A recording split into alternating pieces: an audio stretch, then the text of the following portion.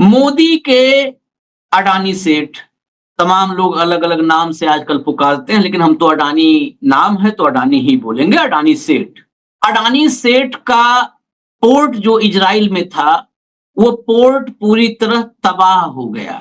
Iran ने उस पर इतनी ताबड़तोड़ बम्बार्डमेंट की है कि वहां पर सिर्फ धुआं-धुआं नजर आ रहा है। एक मिसाइल, 26 बम और पूरा हाइफा तबाह हो गया। $1.2 बिलियन, ये बहुत ह्यूज अमाउंट है। इसको रुपए में भी आगे कन्वर्ट करेंगे हेमंत जी।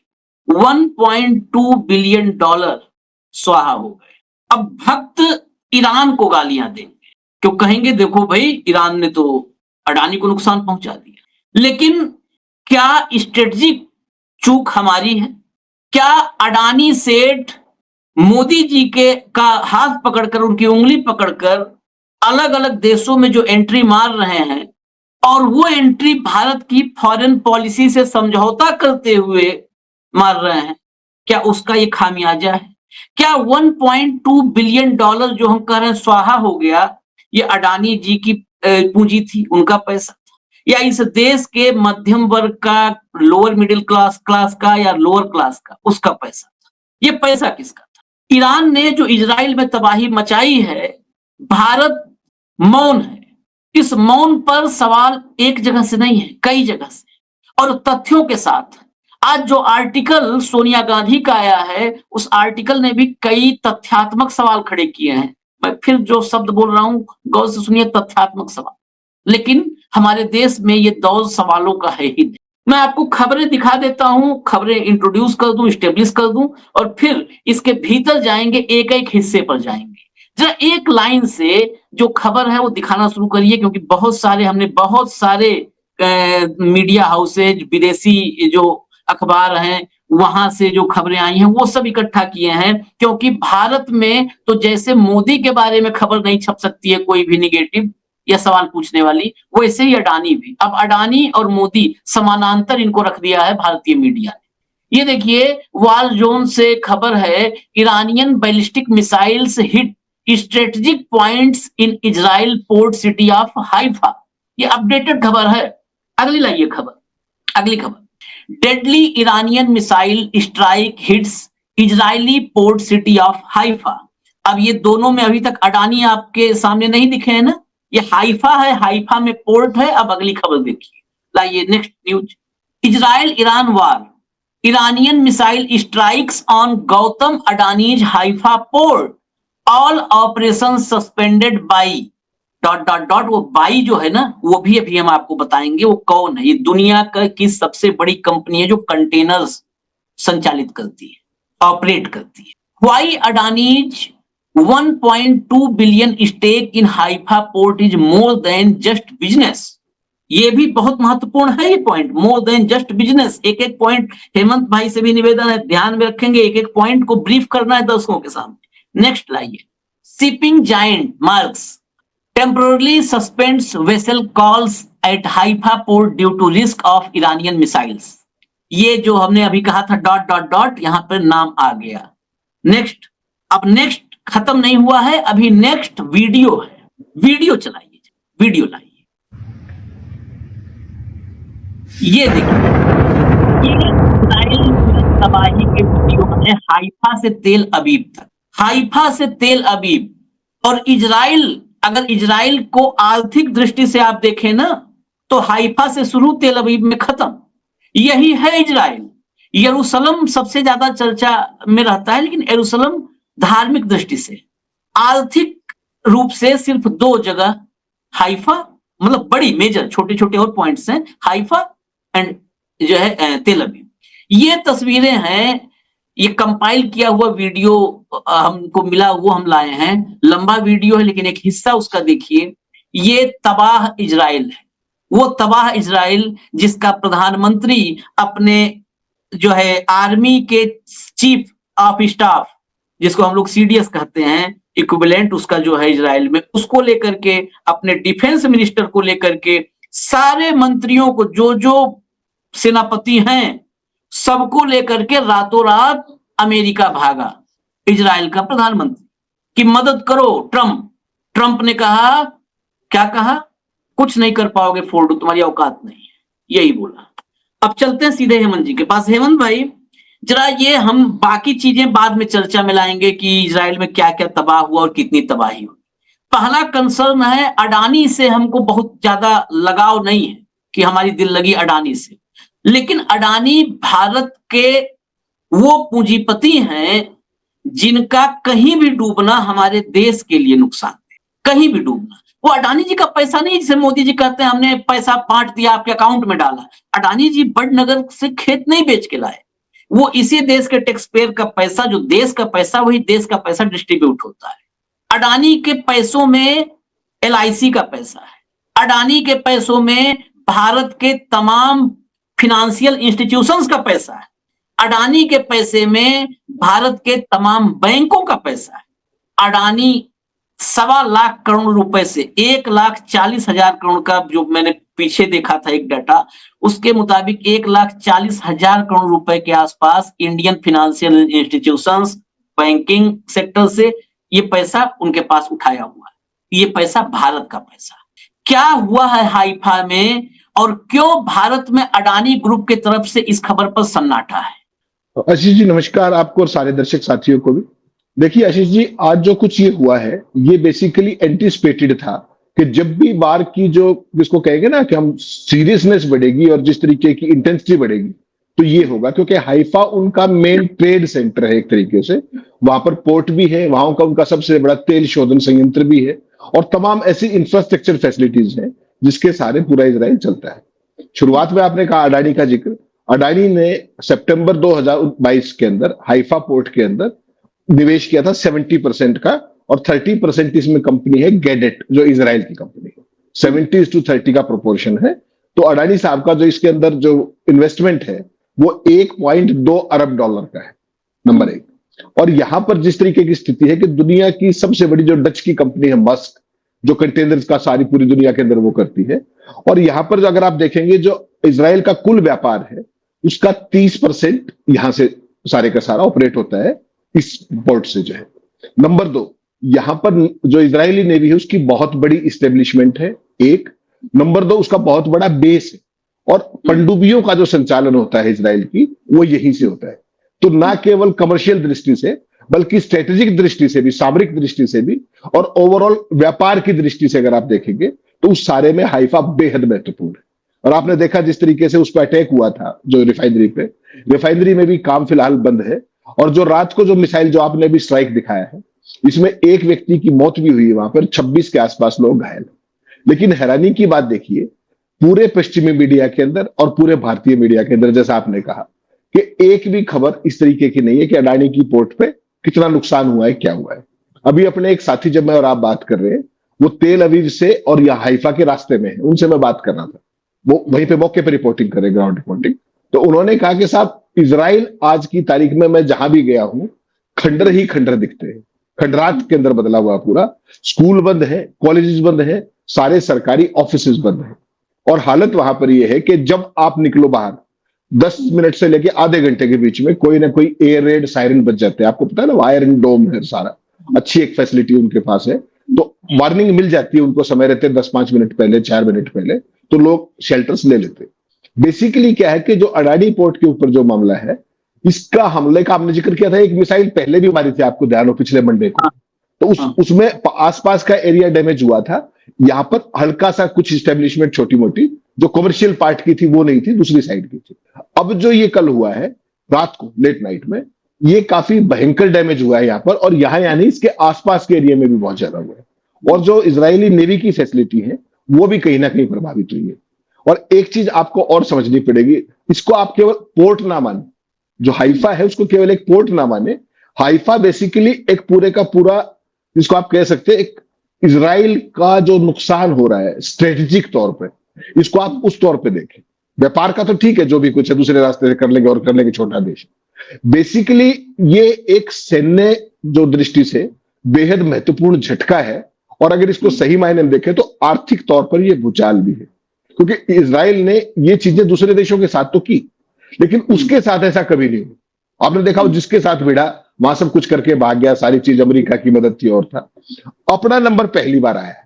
और मस्क जैसी global logistic company, Dutch company है, ये बहुत ही बड़ी कंपनी है, आपने देखे होंगे पूरी दुनिया में इसके कंटेनर है।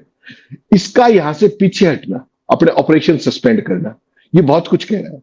ये रीजन मैंने उनका वो भी भेजा आपको, जो उनकी स्टेटमेंट थी वो भी भेजी थी सुबह, आपने शायद देखा होगा। उसमें बेसिकली क्या है कि वो जो पीछे हट रहे हैं, अब इजराइल में निवेश और ट्रांजिट दोनों में भरोसा डगमगा गया। सबसे बड़ी बात यह है कि पहली बात तो ट्रांजिट, वहां की पोर्ट पे आप आना जाना रोक रहे हैं, क्यों? क्योंकि किसी भी समय मिसाइल स्ट्राइक हो सकता है पोर्ट के ऊपर या पोर्ट के आसपास के लिए भी। खुले समुद्र में तो होना हो, वहां तो हो ही जाएगा। तो वो जो पूरा एक भरोसा होता है ना सेफ ट्रांजिशन का, वो कहीं ना कहीं डगमगा गया है। और इजराइल जैसा देश जो बाकियों को मतलब वो करता है, पहली बार खुद बुली हो गए। और इस सारे के अंदर जो नुकसान होगा उसका उसका नुकसान भारत के बैंकों को और भारत के आम आदमी को कैसे होगा? 1.2 अरब डॉलर अडानी साहब का है, ठीक। और अभी हाल में आपको ध्यान होगा, पीछे उन्होंने अपने अडानी पोर्ट्स और SEZ के ही, आप याद होगा आपको, बॉन्ड्स लॉन्च किए थे, बॉन्ड्स। और उसमें 1 रुपया भी किसी और फाइनेंशियल इंस्टीट्यूशन ने लगाया, सारे का सारा भारत की LIC का पैसा लगवा दिया। तो आप इनकी वर्ल्ड वाइड क्रेडिबिलिटी भी समझ सकते हो और फाइनेंशियल फिजिबिलिटी भी समझ सकते हो। तो वो जो हम बात किया करते, एक तो अमेरिका में जांच पेंडिंग है, तो जो फॉरेन फंडिंग है, FIIs की फंडिंग है, वो तो पहले से ही डावाडोल थी, और अब ये नुकसान हो गया। तो अल्टीमेटली देखिए, इनका तो जो चाहेंगे माफ हो जाएगा, कोई समस्या नहीं है। पिछले 11 साल में अगर आपको ध्यान हो, भारत की जो गरीबों की समर्थक सरकार है, उसने 16 लाख करोड़ रुपया उद्योगपतियों का राइट ऑफ किया है, याद होगा आपको, 16 लाख करोड़। बैड डेट 25 लाख के 16 लाख करोड़ माफ कर चुके हैं। तो ये जो 1.2 अरब डॉलर है, ये समझ लीजिए इसका नुकसान हुआ तो ये किसको भरना पड़ेगा? जो आपका मेरा इनकम टैक्स और जो देश के 144 करोड़ लोग भरते हैं, ये दंड उनके ऊपर आएगा या भारतीय बैंकों के ऊपर आएगा जो राइट ऑफ हो जाएगा। अल्टीमेटली हमारी इकोनॉमी कहीं ना कहीं, क्योंकि आप तो LIC से फटाफट का पूरा चेक ही काट के दे देते हो। आपने कभी सुना है कि 15 साल की ड्यूरेशन के बॉन्ड को दुनिया में कोई भी ना खरीदे किसी कंपनी का, और एक भारत सरकार की PSU खरीद ली? LIC ने करके दिखाया। ये भूतों ने भविष्य टाइप की चीज है।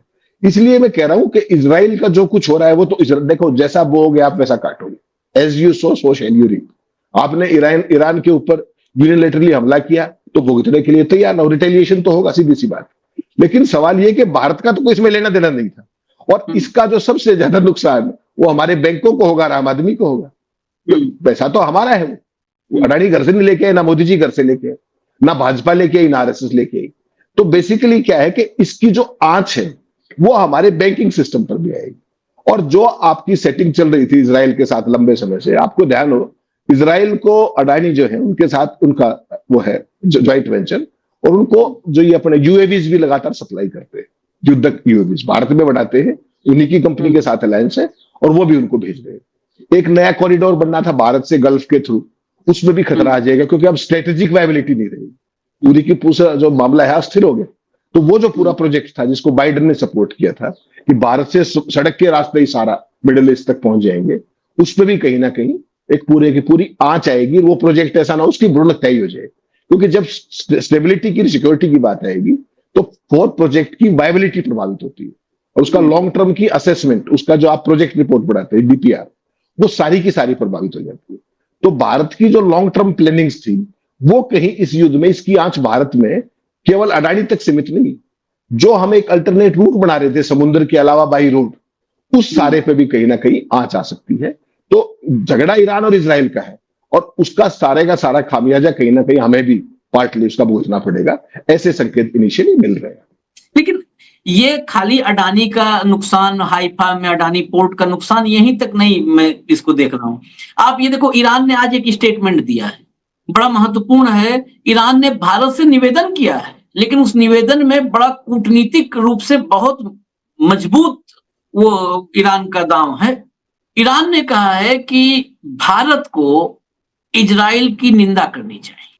बिल्कुल, ये आज उसने कहा है कि भारत हमारा मित्र है, भारत को जो है इजराइल की निंदा करनी चाहिए, क्योंकि वो युद्ध अपराधी है। उसने जो भी वो थे संधियां थी, वो सब संधियां, जिनेवा की संधि, और सबकी धज्जी उड़ा दी है। दूसरी चीज, हमारे यहाँ जश्न भी मनाया गया, मैं उसी कर रहा हूं, जश्न के भीतर की खबर लोग छिपा रहे हैं। कि एयर स्पेस खोला ईरान ने, एयर स्पेस खोल करके भारतीय छात्रों को, देखिए मोदी की कूटनीति की विजय, उसने एयर स्पेस खोल के यही दांव किया कि एयर स्पेस खोल दिया, देखिए हम आपके कितने शुभचिंतक हैं। आप एक निंदा प्रस्ताव तो विलन के खिलाफ करो, जो विलन है पूरे, और यह बात संयुक्त राष्ट्र में ईरान के प्रतिनिधि ने संयुक्त राष्ट्र में भी बोली है, सारी दुनिया के सामने बोली है कि उसने एक एक पॉइंट गिनाए हैं कि चार्टर, जो यूएन का चार्टर है उसका 2/4 का उल्लंघन है, क्या क्या है, एक एक पॉइंट गिनाया है। ऐसे में अडानी के चक्कर में क्या हमारी विदेश नीति, अब सोचिए आप इसको, फिर मैं थोड़ा सा एक पॉइंट और ऐड कर दूं, इस समय इजराइल के साथ G7 ने प्रस्ताव भले ईरान के खिलाफ जो है पास किया, लेकिन इस वक्त इजराइल और अमेरिका के साथ यूरोपियन कंट्रीज भी नहीं खड़ी नजर आ रही है। ईरान के विदेश मंत्री के साथ यूरोप के 3 विदेश मंत्रियों की मीटिंग हुई है जिनेवा में, जर्मनी, फ्रांस, ब्रिटेन, यानी पश्चिम भी इस समय ईरान के साथ डिप्लोमेटिक लेवल पर बातचीत कर रहा है, सिर्फ ट्रंप और नेतन्याहू। भारत इसमें कहां उलझ गया है? क्या अडानी के ही चक्कर में उलझा है? मेरा सवाल फिर आ रहा है वहीं पे, सेठ पर ही। क्या सेठ के चक्कर में मुंह बंद है, नहीं खुल रहा है? आशीष भाई, सेठ तो एक बहुत छोटा फैक्टर है, असली खेल कुछ और है। इजराइल आपका हमराज है, ये मत भूलिए। जब आप उनसे मिलिट्री ग्रेड का स्पाईवेयर लेंगे, ठीक, आपने लगा लिया, आपको तो सब कुछ पता है कहां लगा हुआ था उसका सर्वर भी, आपके तो पड़ोस में ही था, आप मना क्यों कर रहे हैं बताइए ना, आपके पड़ोस में सर्वर था। जब सर्वर आपके यहां था, उसकी एक्सेस कहां कहां होगी सोचिएगा। जब इजराइल आपको कोई चीज दे रहा है तो उसकी कहीं एक्सेस भी होगी ना। और ट्रंप बाबा जो कर रहे हैं, वहां भी अडानी एक फैक्टर है, लेकिन ट्रंप भी अब हमराज है। और ट्रंप को वो सारा मसाला किसने दिया? वो नेतन्याहू ने दिया। ये क्यों बोल रहे हैं? दूसरी बात, अडानी तो एक फैक्टर है ही है। अडानी तो आपकी आज की तारीख में, अगर आप देखेंगे 11 साल में, अडानी जहां मोदी वहां अडानी, विदेश में जहां भी जाएंगे या तो उनसे पहले चले जाएंगे या उनके बाद जाएंगे। और कई जगह तो आपने ये भी देखा कि अडानी बैठे हैं, एसबीआई की चीफ बैठी है और मोदी जी बैठे हुए, ये भी देखा आपने सी। तो माइनिंग का जो मसला था जिसके ऊपर बड़ा डिस्प्यूट हुआ, ऑस्ट्रेलिया की फोटो थी अगर मैं गलत नहीं हूं तो। सवाल ये नहीं है, देखिए जो जियो पॉलिटिक्स होती है और जो विदेश नीति होती है, वो कभी भी अंधभक्ति से डिसाइड नहीं हुआ करती, वो धार्मिक आधार पर डिसाइड नहीं हुआ करती। हर एक देश की एक लिगेसी है आशीष भाई। भारत का पिछले जब से आजाद हुए हैं तब से ईरान के प्रति क्या रुख रहा है? ईरान हमारा सदियों पुराना टेस्टेड पार्टनर है, उससे हमारे सदियों के संबंध है, मैत्रीपूर्ण संबंध है। आज जब उसकी एयर स्पेस कंप्लीटली क्लोज्ड है, उसके बावजूद आपके स्टूडेंट्स को, आपके लोगों को लाने के लिए उन्होंने एक as a special gesture air space खोला, ठीक, उनका बायलैटरल था। ये कहने में क्या परेशानी थी? तो आप देखिए, एक ही लाइन बोल देते कि यार दोस्त बहुत झूठ बोलते हो यार भाई, हम लोग के वाले देसी भाषा में, अरे यार दोस्त बहुत झूठ बोलते हो, इतना बोल देते। नहीं, वो ठाका मार के कर लिया हुआ वो काम, ठाके मारते हैं ना शुरू में, जब शुरू में आप हेलो करने आते हैं उस टाइम ठाके में हो जाता है सब कुछ। You are very active on Twitter, हाँ, उस टाइप का वो कर देते हैं उस टाइम। लेकिन फोन पे तो आपको पता है वहां उनके भी डेलीगेशन बैठा होता है, उनका भी विदेश मंत्री होता है, फॉरेन सेक्रेटरी होता है, तमाम लोग होते हैं, तो हमारे वाले भी होते हैं साथ। तो बेसिकली आशीष भाई क्या है कि पूरी की पूरी फॉरेन पॉलिसी को जिस तरीके से अधर में लटका दिया है, किसी को समझ में ही नहीं आ रहा कि हम कहां खड़े हैं। आप कह रहे हो हम विश्व गुरु हैं, हम वर्ल्ड लीडर हैं, हमारा डंका बज रहा है, हकीकत में आप कहीं खड़े ही नहीं हो। पूरी दुनिया के अंदर आज भारत जितना आइसोलेट है और पीड़ित होने के, आतंक का पीड़ित होने के बावजूद, और पाकिस्तान देखिए कितने स्मूथली मेन स्ट्रीम में चला गया वापस, अमेरिका की गोद में बैठ गया, पहले चाइना की गोद में बैठा हुआ था, कितना कंफर्टेबली। अभी तक तो राहुल गांधी क्या कहा करते कि आपने सबसे बड़ा पाप किया, चाइना और पाकिस्तान को साथ कर दिया। अब तो अमेरिका भी साथ हो गया भाई, अब क्या करोगे आप? अब 3 हो गए। तो ये सोचने की जरूरत है कि वो जो फॉल्ट लाइन्स हैं उनको जब तक आप एक्सेप्ट नहीं करोगे तो एड्रेस कैसे करोगे? सोनिया गांधी कुछ भी लिखती रहे, आप और मैं कोई भी बहस करते रहे, उनको तो वही करना है जो उनकी कमजोर नसें दबी हुई। ट्रंप के साथ एक कॉमन फैक्टर दोनों जगह है, वो है अडानी। ये सारा देश जान रहा है। अमेरिका में केस है जहां पे आर्थिक मामले हैं, तमाम चीजें हैं, लेकिन मैं फिर कह रहा हूं कि अडानी से बड़ा देश है।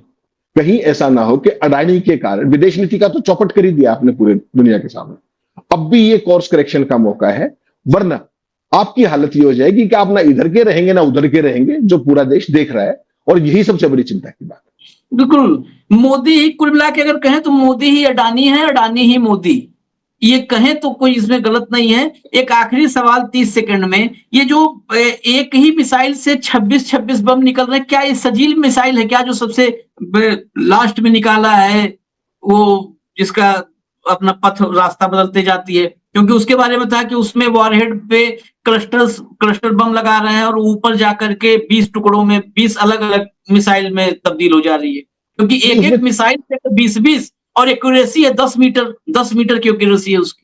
26 से 30 वारहेड लग सकते हैं, 26 से 30 बम लग सकते हैं उस पे, 20 नहीं 26 से 30। और मिसाइल्स चूंकि 26 से 30 के आसपास, और मिसाइल्स की जो वैरायटी इनके पास है वो कल इजराइल के रक्षा मंत्रालय ने कंफर्म किया, क्योंकि अभी तक पूरी डिटेल्स नहीं आई है। इजराइल के रक्षा मंत्रालय ने कहा कि इनके पास 27,000 के आसपास मिसाइल है, 27,000। आप सोचिए, इसलिए इजराइल के हाथ पैर फूले हुए। इन्होंने जब शुरू में यह था कि हाइपरसोनिक मिसाइल मार दी है वहां पे फतेह, तो 3 दिन बाद बताया कि फतेह यूज की है हमने, 3 या 4 हाइपरसोनिक यूज की हमने। तो जो ईरान है वो अपने सारे पत्ते भी नहीं खोल रहा है, उनको इनकी बेसिकली वो इनकी फॉल्ट लाइन्स को चेक कर रहे हैं कि आयरन डोम कितना डिफेंड कर पा रहा है, इनकी एडी जो एयर डिफेंस है वो कितना कर पा रही है, और जो अमेरिकन थर्ड है मिडल ईस्ट में वो कितना इंटरसेप्ट कर पा रहा है। इसलिए जो उनके जो वाइटल्स है, जो बड़ी बड़ी मिसाइलें हैं, जो ज्यादा रिसोर्सफुल मिसाइलें हैं, ज्यादा इफेक्टिव मिसाइलें हैं, उनको बहुत कम यूज कर रहे हैं। वो फिर डूम्सडे के लिए रखी उन्होंने कि जब भी इसका एस्केलेशन बढ़ाना होगा तब वो इसको यूज करेंगे। तो वैरायटी उनके पास बहुत है, और जान पूछ करके ये चीज इजराइल तो वैसे नहीं बता रहा किसी भी डिस्ट्रक्शन का, और ईरान स्ट्रेटेजिकली नहीं बता रहा कि कौन सी मिसाइल थी और कौन सी नहीं थी। तो या तो वहां पर मैं और आप मौके पे हो तो थोड़ा सा उसका आइडिया हो सकता है कि भाई, अदरवाइज कोई सा भी अपने पत्ते उस रूप में नहीं खोल रहा है। लेकिन ये बात सच है कि जो भी मिसाइल वो मार रहे हैं, वो इनका जो डिफेंस सिस्टम था, आयरन डोम था, वो सब हाफ रहे हैं आज की तारीख में। और हर घंटे के बाद जो अपने साथी हैं वहां पर, फिलहाल वो तेल अवीव से हाइफा की तरफ जा रहे हैं, रास्ते में, तो उनका ये मानना था कि भाई साहब हर आधे घंटे के अंदर 20 मिनट के अंदर आयरन, वो जो एयर रेड के साइड से वो पूरा इजराइल कहीं ना कहीं गूंज उठता है। ये हालत वहां की हो रखी है। तो सब कुछ बंद है इजराइल में, सड़कें सूनी पड़ी है, और लोग बाहर आते हैं थोड़ी देर के लिए, कुछ कर नहीं, इतनी देर में सायरन फिर बज जाता है। तो इजराइल जो दूसरे देशों में, औरों के पास तो सायरन्स की भी वो फैसिलिटी नहीं, पता ही आपको, मिडिल ईस्ट में बहुत गरीबी है, तमाम चीजें इनके पास है, तो इनका उस तरीके से बचाव हो पा रहा है। ना बंकरों में कहीं जगह है, न मेट्रो स्टेशनों में कहीं जगह है, लोग छुप छुप के वहीं अपना सुरक्षित जीवन बचाने की कोशिश कर रहे हैं। ये ग्राउंड रूट पे जो, ग्रास रूट पे जो साथी वहां गए हैं, कल ही पहुंचे हैं, उन्होंने ये बताया।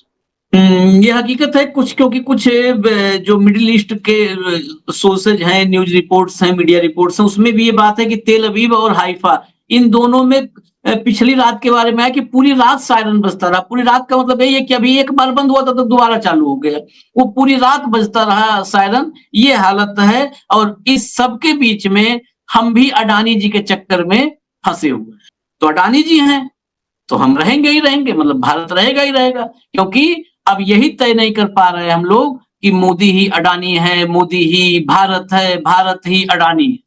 अब ये त्रिकोण को समझना बड़ा मुश्किल हो रहा है, लेकिन इसमें भद पिट रही है हमारे देश की। इजाजत दीजिए हमें। धन्यवाद हेमंत भाई, बहुत बहुत धन्यवाद। फिर हम आगे कुछ स्पेशल रिपोर्ट्स होंगी तो लेंगे। नमस्कार।